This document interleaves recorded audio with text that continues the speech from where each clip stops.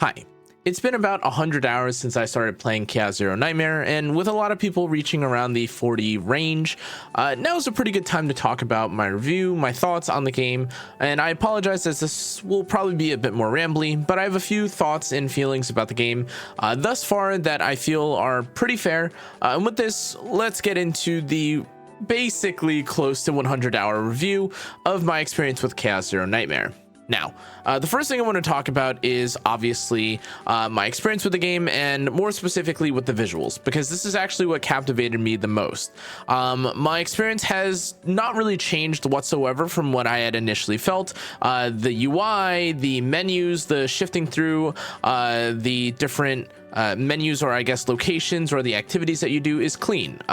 Pretty much everything that you see in the game, regardless if my PC is bad, it'll probably be fine on your end. And in that case, I think there's a lot to appreciate here. The character animations, the difference between the live 2D and the different perspectives is pretty cool. And overall, I'm a big fan.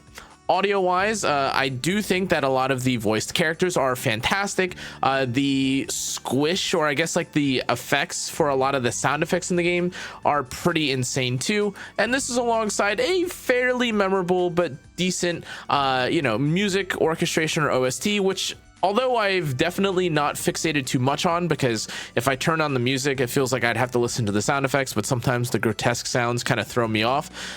Besides this, I feel like the audio is, at the very minimum, very serviceable, if not great. And again, that alongside the voice acting, I think puts the game at the very minimum, again, at the industry standard, which is great. Now, in terms of the gameplay, this is something that I'd actually gone over and I had felt a bit strongly towards during the closed beta, and especially now, where despite my initial feelings being that, oh, like this is a gacha game, or this feels more like a gacha game, but you aren't really able to make use of auto, this initial theory, or this initial feeling towards not wanting to do very long runs or roguelike runs, I don't think has really changed in concept. Now, I say this because as I've unlocked the newest like technical end game farming location, which is the Zero system, this is actually something that has changed for me. And as I've actually put more time into cannaaaa Nightmare, I do understand a bit of the appeal of moving away from auto, but I do still think that despite me having a bit more time on a weekend to now play the game, this doesn't really change the fact that for, I think, a lot of players, not being able to really rely on or utilize auto in really any sense, especially when it comes to endgame content, does feel a bit unusual or a bit wasted. Now, again, though I do understand the sentiment that, oh, well, it's a roguelike, you shouldn't be able to clear all the content easily without this, there are still other avenues or locations where this also doesn't feel like the case. Now that I've been able to pretty much go through like 95% of the dialogue that you can experience when you go through some of the worlds, one of the things that's really prominent is that, of course, you end up encountering a lot of rare events. Within the events, there's a lot of dialogue that you have to go through, and to be clear, this is not the first time I've gone through almost any of the dialogue options now at this point, though of course I'm sure I'll experience more in the future.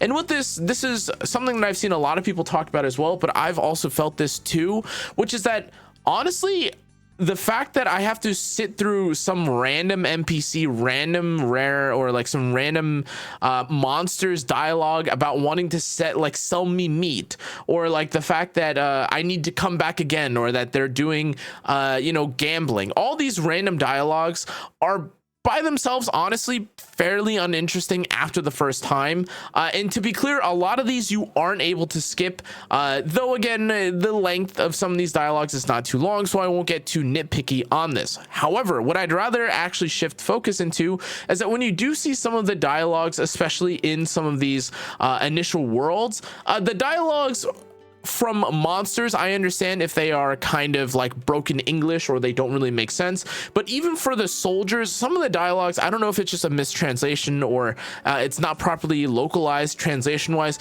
but they are like actually not just like sometimes uninteresting, they just don't even make sense. Like you have some of the enemies who have like the most robotic sounding dialogue you've ever heard in your entire life. They're like beating a slime and they go, aha, just what I wanted, like just what we needed. And then that's like the whole thing. It's not like, oh, I'm a sadistic guy, or like, it's just like a very weird sort of storytelling or a kind of atmospheric buildup or world building, I guess, feature, which I think is really weird from a trying to get into or get immersed with the world itself. But outside of this, I do actually think that after having a bit of time or being able to look at the different ways that you can customize your characters, or how RNG some of the worlds can be, as you can see here with, like, again, you increasing your rewards, but this coming at the cost of, you know, having some negative or having some you know, afflictions to you.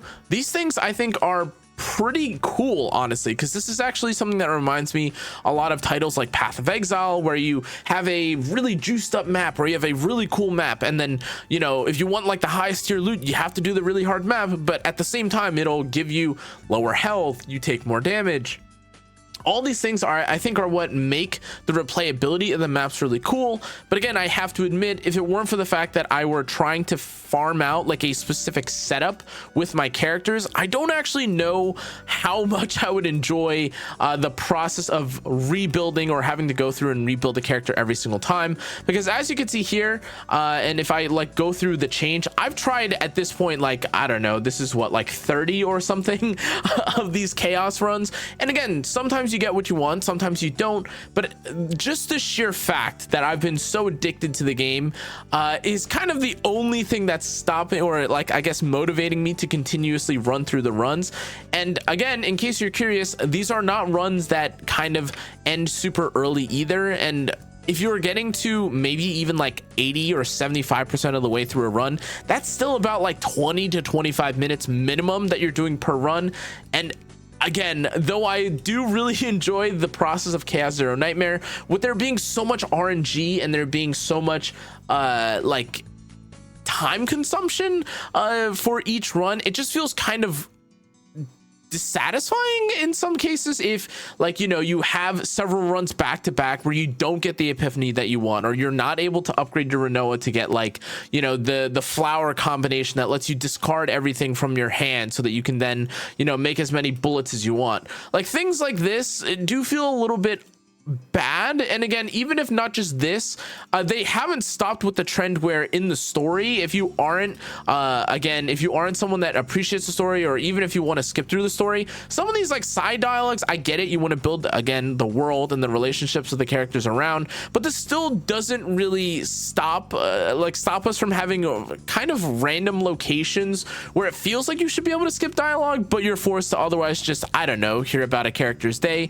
which, again, I totally get. You want to do the world building, but if that's the case, then you should definitely make it a bit more involved, or, you know, maybe not just have it straight visual novel style where it's just two characters talking on screen with there like not really being any change in emotion. I guess like sometimes they have like some animations, especially at the beginning, but that's definitely dropped off around this point.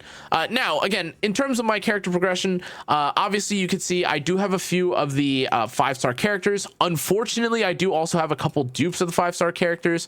I believe I have 2 copies of Rin, and obviously I have Magna, Haru, and Renoa here. This doesn't feel actually like much of a problem.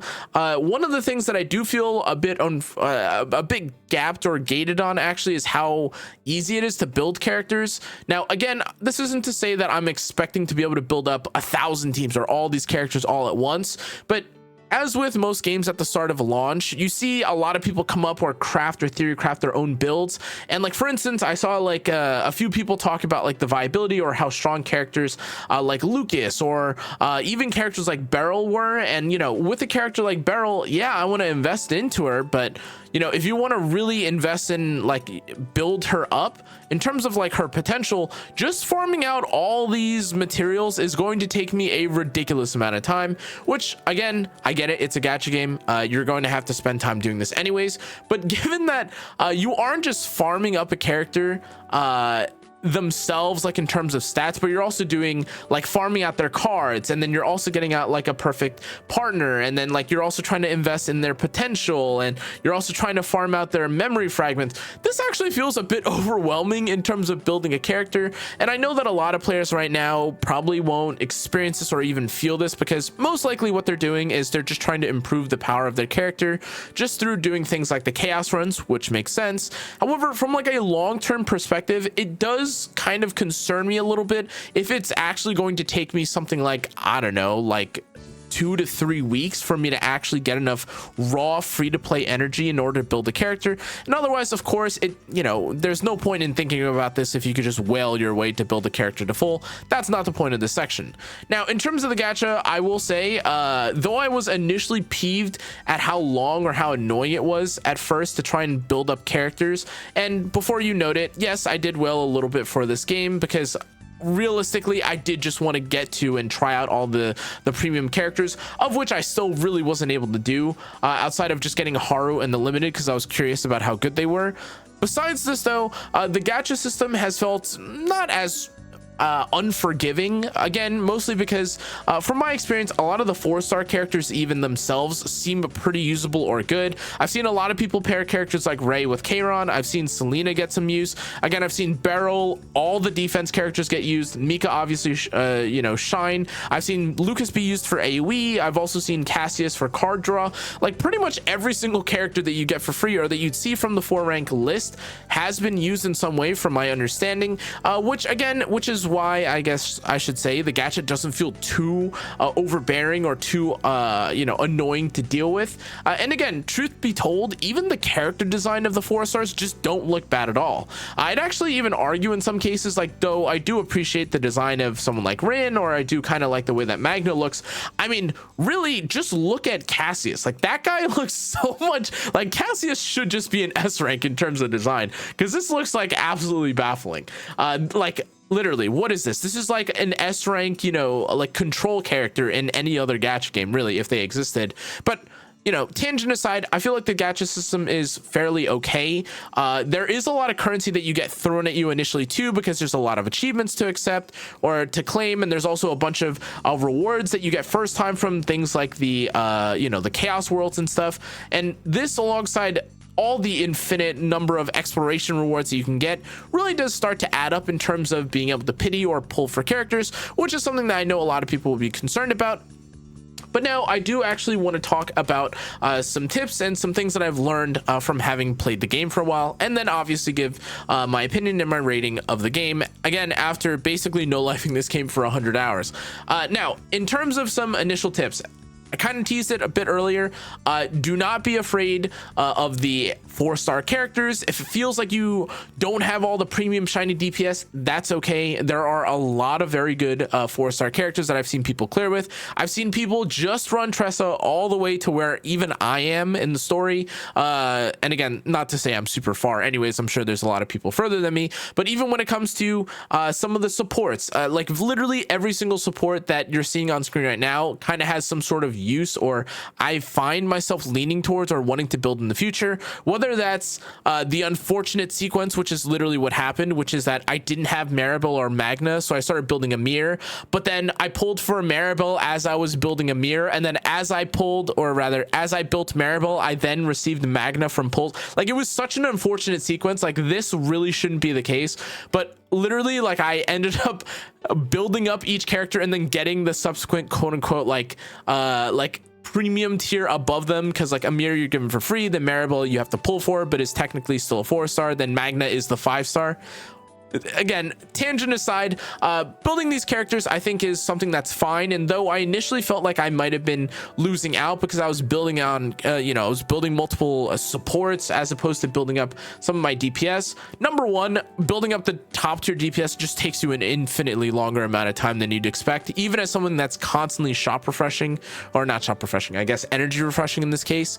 It's just going to take you forever. And again, I know a lot of players are probably going to be going at their own pace, and they're probably in like maybe the 20s to 30s at this point. Don't feel rushed. You're definitely going to be able to clear most content, assuming that you just have a good chaos run, which is fine, which is part of the next tip that I want to talk about. And that's actually in reference to farming. Now, again, I kind of teased it in my last video talking about the zero system, but really this zero system thing, once you start getting into it, though it is infinitely way harder, like this does feel like a much higher step up from the initial chaos manifestation zone. In terms of what you even have access to, the events, all the rewards that you get, it does feel like zero system is actually the end game, like quote unquote mapping system, if you guys are familiar with that, again from Path of Exile. But otherwise, this is like the real Wyvern 13, the Rift, the true farming, like echo stage, whatever you want to call it. And like with this, it does feel kind of nice again to kind of commit to, or it does kind of feel nice like once you hit the level 40 range to start like just endlessly running through these activities, try to get a world that you get like a good run through. And again, though you are able to get higher scores, I'm sure, depending on how good your run is. My highest score right now I think is roughly like 48,000, which I got from my Magna, and that wasn't even like the most perfect run, which I'm very curious about, or I'm excited to start going back into the zero system and try to get more out of it with as a result. But in terms of other tips and tricks, I do also think that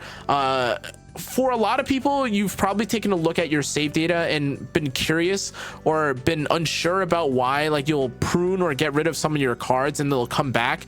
I don't have any way to really confirm this, and from some people I've heard like conflicting opinions, but from what I understand, although there are certain characters save data, or although you may have certain characters with save data that don't have any basic cards, for whatever unfortunate or like random reason, even when I've done high or like very high save data runs, if you get rid of, at least in my experience, all the basic cost cards, so like the bullets, the shields, like whatever these like one cost basic cards, if they like just deem it necessary, I guess like either if you don't have enough cards or if your save data isn't high enough, they'll just throw those cards back in. And like actually you can see this happening like quite frequently, where like again, if you take a look at this 35,000 run that I had, which again was on a it was like a bit earlier on, but like again, like you could see I had, you know, a pretty good setup of, I had, you know, like all my epiphany cards, I had like a aimed fate or an aimed fire rather, and I got rid of all the basic cards, and then at the very end they decided to just sneak in like two of the basic cards back in. Like same thing here, as you can see here, like, you know, I initially, as you could tell, like I had a pretty good loadout here. All I had was just like a basic shot at the top, but I had all these like random one costs that I was trying to take. This honestly is like maybe one of my best runs too. Like I have a purple, I have golds, like I have extra damage. And then all of a sudden at the very bottom here, they just added in an extra bullet in a black veil. And this is like a save data, as you can see, like literally from today, which is when I've been spamming the most of my level 40 runs. Overall though, again guys, I'm not super sure about like what exactly is stopping me from being able to have a basic list deck. Maybe it's something that I'm missing. I swear I've been trying to read more into the save data, and at least from what I understand, it's just supposed to be that when you have enough save data, you can adjust the deck to how you like, but that's not really something that has been doable for me right now. Now, the other thing that I do want to point out, and something that I feel like has been like kind of thrown under or kind of like pushed over, or people don't focus on that much, is actually the element of the worlds that you're entering. Though I know that certain elements or certain worlds might not be accessible, or having a perfect element to match with you is not necessarily possible, I found it to be way more easy, or way easier to obviously run like a world that has the element obviously that my DPS is strong to. I would also like to point out though that depending on which world you go to, there are also sets that you can get. And again, though I am not entirely sure right now like what the best of every set is going to be, it is worth mentioning that again, like the reward that you get can differ sometimes, and whether or not this is affected by, again, the loot, the size, the save data, these are all kind of additional factors that we have to wait a bit for, as again, I'm not able to, or I'm doing a lot of testing myself just to confirm, as it feels like there's a lot of just like random information that feels like there should be a wiki for, but there just isn't when it comes to details about it. But again, as a final note for the, I guess, the Zero system, again, these are some of the most fun runs that I've had.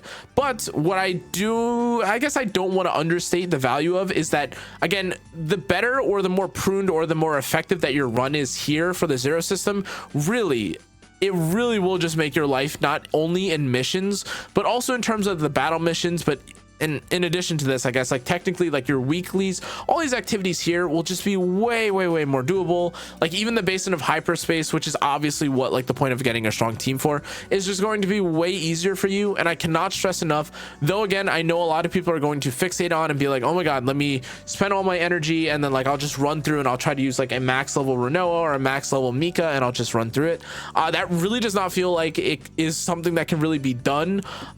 At the very minimum, I think you're probably going to have to get at least like 3 saves or so that have like not perfect, but near good, like near very good feeling in terms of like your card setup. Because again, I'll tell you right now that if I were trying to run any of the, not even just like the farming domains, but even like, again, the quote unquote memory of chaos equivalent, if I didn't have something like you know, this flower card here, or if I didn't even adjust it to have the one where I can get rid of all my you know, all my cards in my hands in order to create 2 bullets per, like this would probably not even be like a doable clear for me. And this is, again, just supposed to be farming stages. But I apologize, I know this is like a bit of a rant in terms of the tips and what I found from the game, but as I'm sure a lot of you guys are at this point, if you want just like a quick rundown or have the I guess of how the game works, basically you'll just be doing all your missions. In between missions or when you have extra energy, you'll be farming out materials to level up your characters, which again is fine. Following this, you obviously during the missions will be given the ability to do chaos worlds, and with these chaos manifestation worlds, you complete them. You don't really need to harp on them too much, and then once you get to Zero system is when you can really start running through the dungeons, or I guess running through the roguelike, and actually upgrade your characters, though of course you could obviously do this earlier. Now overall, in terms of my rating, I am shocked, really, honestly speechless in terms of how addicted I have been to this game. Again, I know some of you may see like 42 as not being that high, as I've seen people as high as I think at this point like 43 or 44, maybe even 46. Heck, maybe even 50 if you're a degenerate, I guess. But like even despite all this, I am actually shocked at how much I played this game, because I really didn't think that this was going to be a game that would captivate me just because of how much time investment it was kind of asking from me. Part of the reason why I was actually quite a big fan of other titles as of late, like Blue Protocol and Celesora, is because those games were like very respectful, in my opinion, of your time, at least in the state or the way that I was playing it, where I would just get on, I do the auto, like log off, and that's fine. And overall, like my experience or my time spent on those games daily was, outside of like, you know, the initial beginning period, it was like maybe 30 minutes a day, or like an hour or several hours a day of AFKing, but not actually playing. By comparison, Chaos Zero Nightmare has had me literally playing the game constantly, 24/7. I keep getting the notices that are like, you've been playing for X amount of time, are you sure you don't want to break? Which is super goofy because I keep seeing this all the time now. But in terms of this, I can't really honestly give a character, or rather give a rating to a game that I've spent literally every waking hour playing, anything less than a 9, just because of how interesting the gameplay loop is. Now again, is this a spotless game with you know, everything perfect and you'll never want to play another title? No. And I think personally, if you're playing gacha games nowadays with this sort of, I have to remain loyal to one game, and if I take a look at another game's direction, like I'm now being sinful toward, like it's just ridiculous. Like this is a ridiculous take. If you want to play gacha games, that's fine. There are multiple to play and enjoy. Even as of the time of this recording, Duet Night Abyss is going to be coming out, and I'm sure a lot of people will enjoy playing several gacha games. I just personally feel though that Chaos Zero Nightmare is super fun. It is one of those games that kind of lets you lose yourself in the world, and if you're just like, you had a stressful day at work or whatever, you just want to invest yourself into like getting the perfect run, or if you feel like you're doing like, I don't know, basically just a roguelike run, this is something that you could really invest yourself into, and it's very satisfying when you do it. The character animations, the comboing, like the satisfaction of building up a deck that you know works and actually lets you one-shot things is so satisfying, because at this point I've definitely grown up or developed a bit of a beef with some of the bosses or enemies, and just the fact that I can come back later once I've developed like a good enough team and I can just like one-shot it, or like one shot it with a Renoa, or I do like a crazy anchor shot combo with Haru. These are super satisfying, extremely fun aspects of the game. And honestly, I can't, you know, though I said I could not really rate it any lower than 9, this really is like a 9.25 or 9.5 game for me. It is just such an addicting gameplay loop. And again, the only reason why I wouldn't call this a 10 is honestly partially because of the translation things, and it really is hard to immerse myself in the story right now, I'll admit, but also because truthfully guys, though I know it's going to feel really good in this honeymoon phase of playing through the content right now, if there ends up being like a character in the future where I have to do like a super long run and I have to play with the base version of every single character all over again, like a base level Mika or like a base level Cassius, it's just going to feel so much worse, which again I don't think would be so much of a problem if I was able to do a lot of the other activities in the game more auto and then only have to do like 1 or 2 specific things in the game manually. As a result, guys, really, I cannot recommend Chaos Zero enough. This game really is like, or has something for all players. It's super cool. The designs look great. The story, again, is definitely serviceable if you're, I'm sure if you're actually going through it. I was definitely intrigued with the story at the start of the game when we weren't sure about Renoa's fate. No spoilers there. But after having experienced the rest of the game, I'm shocked. I'm speechless. You cooked, Smilegate. It took you a long time to do it, but yeah, hey, it was worth it. Anyways though, guys, thanks again for watching. I'll see you all in the next one. This has been my review of Chaos Zero Nightmare, and I'll see you all next time. Stay safe, stay healthy. Good night.